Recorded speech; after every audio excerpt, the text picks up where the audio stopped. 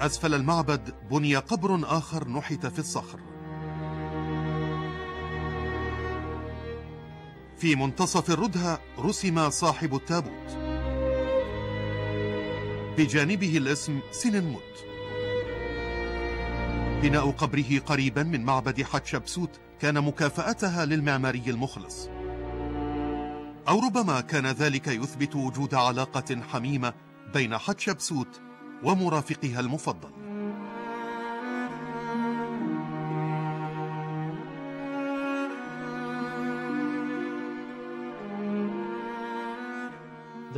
هناك إشاعة بأن حتشبسوت كانت عشيقة لسننموت. أدت الرسوم المتعددة على القبر الذي وضع بجانب الدير البحري لأن يشك النقاش بوجود علاقة بينهما، وهذا هو الخطأ الذي تميل لارتكابه معظم النساء الحاكمات، وهو ارتكاب أعمال تفصح عن مشاعرهن ونشاطاتهن. ولكنني أعتقد أن العلاقة بينهما كانت قائمة على الاحترام المتبادل، ولم تتعدى ذلك الاحترام. بينما ضم المعبد الداخلي الأسرار الدفينة، كانت الجدران الخارجية للدير البحري تعظمها وتذكر مآثرها. نحتوا رسوما لأشخاص يفتخرون بإنجازاتها أثناء الحكم، حيث أشرفت على مغامرة عسكرية جريئة وخارقة للعادة.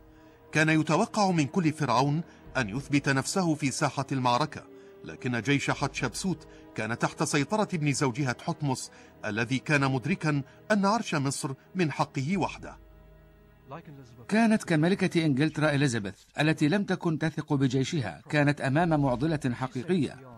إذا أرسلت الجيش إلى الخارج لتوسيع إمبراطوريتها وخسر هذا الجيش، ستكون هي الملامة على ذلك وتخسر منصبها. ومن ناحية أخرى لو فازت، سيعتقد قادة الجيش أنه من السهل عليهم أن ينتصروا في المعارك وليسوا بحاجة إليها كملكة. لذلك كانت تحتمس وجيشه يشكلان مشكلة حقيقية لحتشبسوت. فكرت حتشبسوت في خطة لامعة أشغلت بها تحتمس وجيشه وعززت مكانتها في مصر أكثر من أي وقت مضى. أمرت جنودها بالاستعداد للذهاب في مهمة تجارية إلى مكان لم تطأه قدما مصري منذ أكثر من 500 سنة. كانت ستصرف بذلك ابن زوجها عنها وترسله إلى أرض بونت في الجنوب. كانت بلاد بونت بلادا تورد لحتشبسوت البضائع الغريبة والقيمة، وأهمها البخور. كان البخور جزءا هاما من علاقات مصر الخارجية. كان المصريون يقدرون البخور كثيرا، وكان علية القوم يعطرون أجواءهم بالبخور، كما كانوا يعطرون المعابد به، اعتقادا أن الآلهة تستخدم عطر البخور. وهكذا فإن الرائحة الزكية في المعابد ليست من البخور بل من آلهتهم. في عامها التاسع أرسلت حتشبسوت حملة إلى بونت في الجنوب. كانت حملة أسطورية للبحث عن أندر كنوز العالم القديم.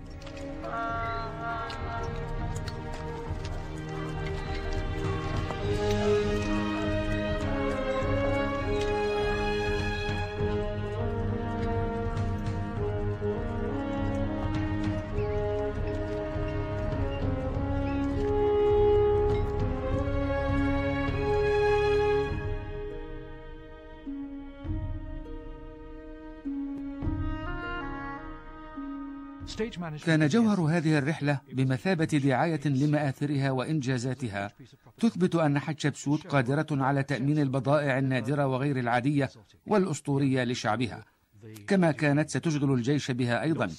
إنه عمل وإنجاز سيقصون أحداثه لأحفادهم، أحداثا دارت في عهد الملكة الشهيرة حتشبسوت.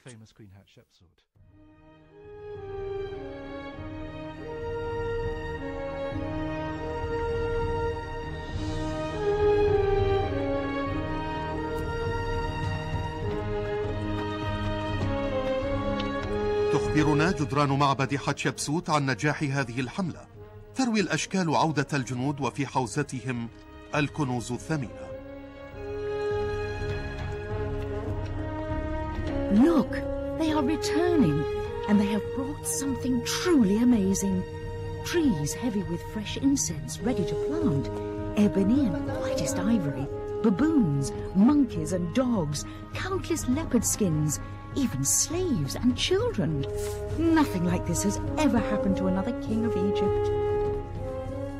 المخطوطات التي كانت مع الجيش سجلت بالتفصيل عجائب ذلك العالم الغريب. كانت تتحدث عن منازل تبنى على أعمدة وبيئة فيها زرافات وأشجار استوائية، كما تتحدث عن حيوانات ونباتات تلك البلاد، وكيف أن ملكة بونت كانت امرأة ضخمة وبدينة. وينظر لهذه المخطوطات على أنها أول دراسة أنثروبولوجية في التاريخ. عززت الحملة على بونت مكانة حتشبسوت كفرعون، بل أضفت عليها الشرعية، كما جعلتها أول فرعون يفتح مصر على الخارج. في عهدها تفجرت ينابيع الغنى والثروات، وساد بعد النظر. كان حكما عظيما. بعد 22 سنة من الحكم توفيت حتشبسوت. كانت تأمل في أن تبقى مسلاتها المطلة على الكرنك لتذكر العالم بعظمتها، لكنها سرقت لقب الفرعون من ابن زوجها، وكان بدوره سيجعلها تدفع الثمن. أصبحت حتمس الثالث في سن 25 وعلى أتم الاستعداد للمطالبة بحقه الشرعي في الحكم. Amun opened the gates, and I flew up to heaven as a divine hawk. He gave me his strength and his might.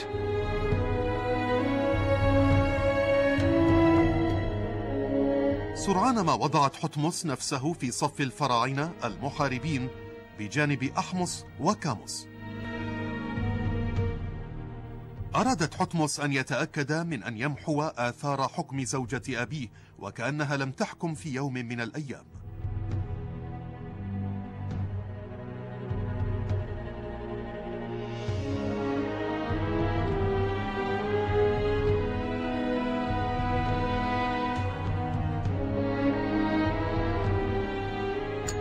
أمر بتغطية مسلاتها وإزالة اسم حتشبسوت وصورها من كل زاوية في مصر.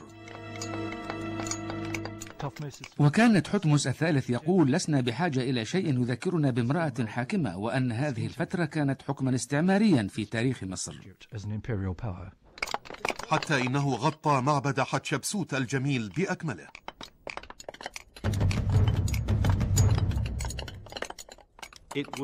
أصبح معبدها كما كان عليه فترة بنائه، وهو انهماك العمال في العمل فيه، لكن هذه المرة لهدمه. كان هناك مئات العمال المشغولين في تكسير الجدران لمحو الصورة الملكية للحاكمة حتشبسوت، حتى إنها أصبحت مهمة وطنية تخدم فيها السلطة الحاكمة. وكان أهم ما يحبه المصريون القدامى هو خدمة السلطة، لذلك أنا واثق من أنه كان عملا رسميا ضروريا. وهكذا دمر كل آثار عهد حكم حتشبسوت. لو محوت صورة شخص من ضريحه أو قبره فأنت في الحقيقة تعمل على محو ذكراه بعد حياته، لكن إذا كان هذا الشخص حاكما فهذه كارثة حقيقية، لأنك بتدمير هذا الضريح منعته من تحقيق الخلود المنشود.